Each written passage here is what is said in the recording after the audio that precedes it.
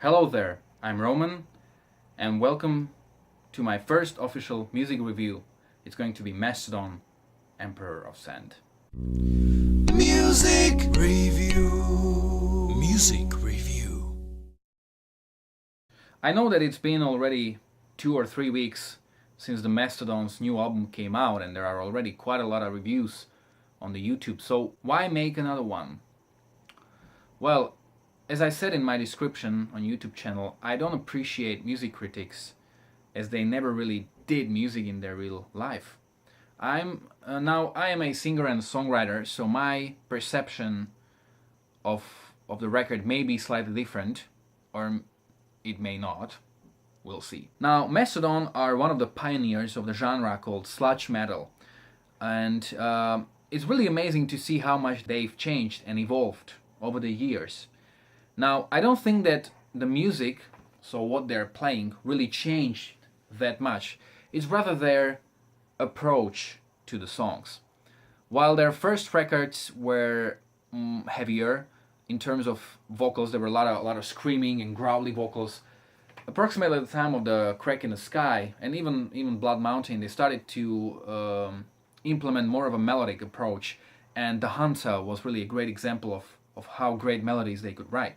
Now, I must confess, I'm not a big fan of their first two records, but it's been 3 years since I've listened to them and I'm planning to revisit them, so I may change my opinion. As I was saying, Mastodon evolved and changed, but up until The Hunter, it seemed like all of their changes were appreciated by critics, by fans, and by general public. It was once around the sound that I perceived as being kind of controversial, especially the Motherlode, which was sang by Bren, the drummer. The music video was very controversial in that Mastodon combined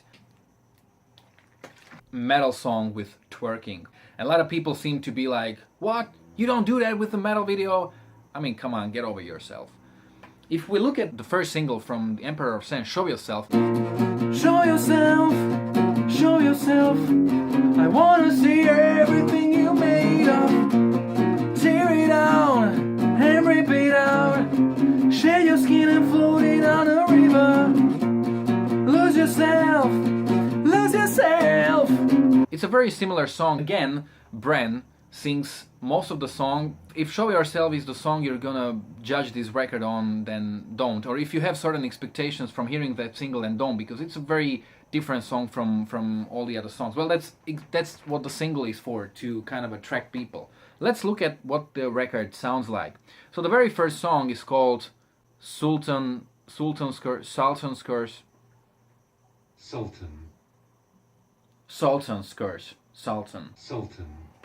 Sultan. This song reminds me of the song Oblivion, which is actually the first song that really made me love Mastodon. When I heard it, I was completely blown away, and I became a fan shortly after. It's very similar in terms of the atmosphere, and also that three band members, Bren, Brent, and Troy, all of them share lead vocals, and it's very, very interesting. It's a very good song. Then you've got Show Yourself, which I've already talked about. Now, what is interesting about Show Yourself is I really loved how one of my friends on Facebook, he posted that song and said, okay, Mastodon is definitely dead. What? That's so ridiculous. And even though that song is, in terms of the melody, pop, it doesn't have a typical song structure, because we've got verse, chorus, verse, chorus, verse. So if we do the math, we've got 3 verses, so maybe I'd call it chorus, verse, chorus, verse, chorus.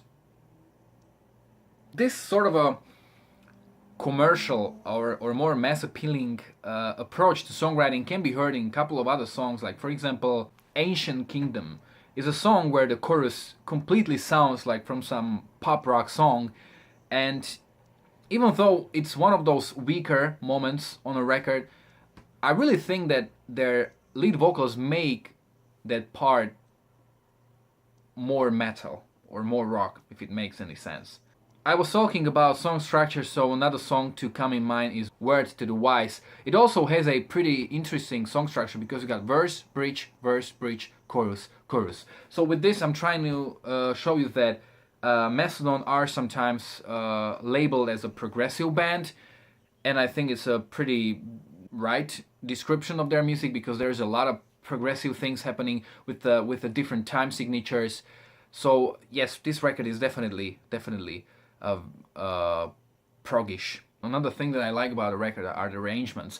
It's not just two guitars, drum and bass, and lead and backing vocals, but they also experiment with other instruments. So you can hear like piano. You can hear, for example, a pretty interesting and sort of a 70s sounding keyboard part in the song called Clandestiny, which is, I think, play on the words of clandestine and destiny. There are quite a lot of heavy riffs, and I think, as I mentioned before, this is the thing that hasn't really changed about Mastodon since their first records. There are a lot of heavy riffs, a lot of heavy drums. I just love Brent's drumming. His fills and all his breaks, they're just amazing. He's one of my most favorite drummers. And even the guitars, what I love is that as a musician, I don't really consider two guitars in a band as a very creative thing. Usually, when you look at many bands with two guitar players, there is usually one guitar player who's like the lead guitar player. He plays the lead guitar lines, guitar solos, and the other guitar player just plays some bare chords, and he's there to kind of like make the band heavier, but it's not very creative. I don't like it. I'd much rather have a keyboard player rather than a second guitar player in a band. But Mastodon are one of the bands that really make it work because I love how much they complete each other. It really is amazing. You know, of course, I'm not saying they're the only band like this, but they are one of the best in doing so.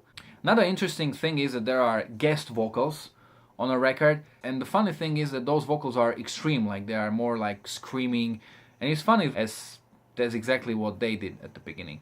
And I think the most amazing thing about Mastodon is that when you look at their first two records, there were no melodies. And suddenly they evolved into this band where all three band members sing. I think the Steam Breather is probably the best example of how beautiful they can write melodies and a backing vocal. I wonder who I am. Reflections of nothing. I wonder where I stand.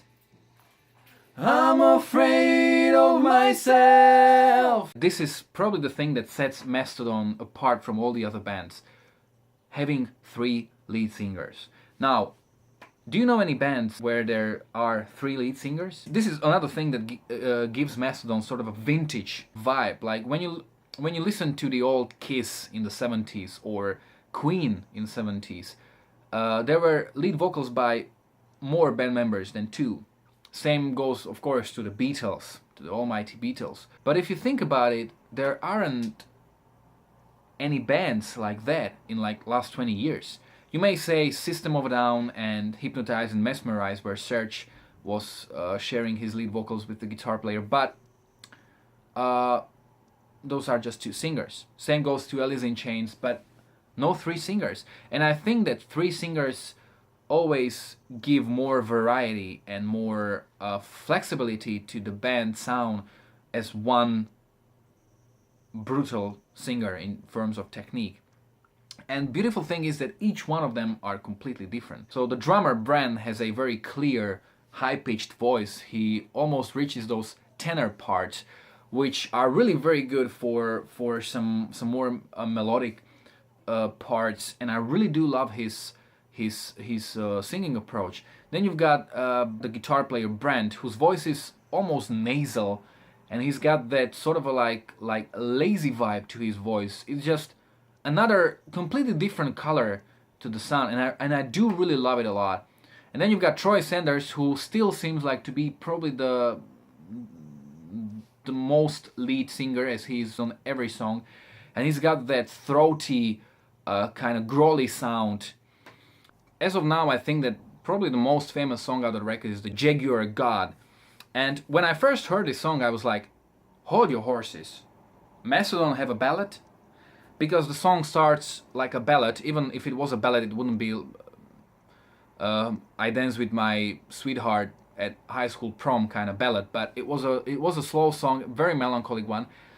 So it's pretty interesting how the melody is built very similarly as M Shadows from Avenged Sevenfold builds the melodies. And when I heard this, especially with I think Brent is singing the beginning of the song, and I know it ain't right, but I'll fight my whole life. It reminds me of Avenged Sevenfold quite a lot.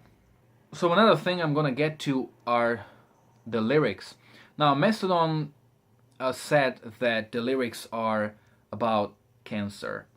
If you watch their Emperor of Sand documentary, as of now there are 10 parts, and I really recommend watching it. It's a very interesting, and it may give you some insight into the whole recording process. They said that the whole record is a metaphor for the cancer, as they believe, and it's pretty much the truth, that it's something that will eventually touch everybody's life. The whole record is a concept record, and it deals with a very symbolic story where you either face or you are a witness of somebody facing the cancer, and the whole record is like this spiritual and symbolic journey across the desert, across this wasteland that probably represents the cancer. Now, I think that they said in the interview that when they heard the demos, they had this imagery of desert, and I really think that that fits the songs very much. If you have played Diablo 2 computer game and you remember the Act 2 where it's the desert, now that's exactly the imagery I have when I listen to this record. There is also the Nazca lines mentioned, so they are in Nazca Desert in southern Peru, so maybe they had a particular desert in mind when they wrote that record. When it comes to the lyrics, I must say that many times the lyrics are very ambiguous. Sometimes I wasn't sure what they were singing about. Of course, when you read that the record is about cancer, you can understand certain symbolism, but sometimes it may be difficult to understand what the heck is going on. Like, I kiss the sky floating in Sultan's daughters.